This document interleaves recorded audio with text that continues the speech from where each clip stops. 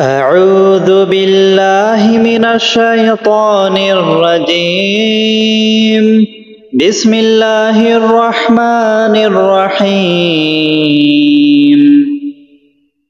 ألم تر كيف فعل ربك بأصحاب الفيل ألم يجعل كيدهم في تضليل وأرسل عليهم طيرا أبابيل ترميهم بحجارة من سجيل فجعلهم كعصف مأكول. أعوذ بالله من الشيطان الرجيم. بسم الله الرحمن الرحيم.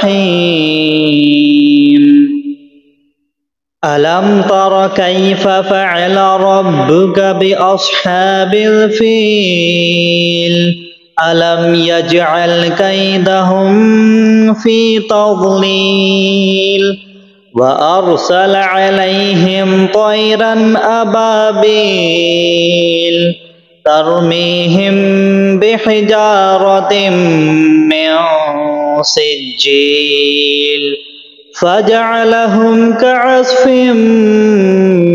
مأكول.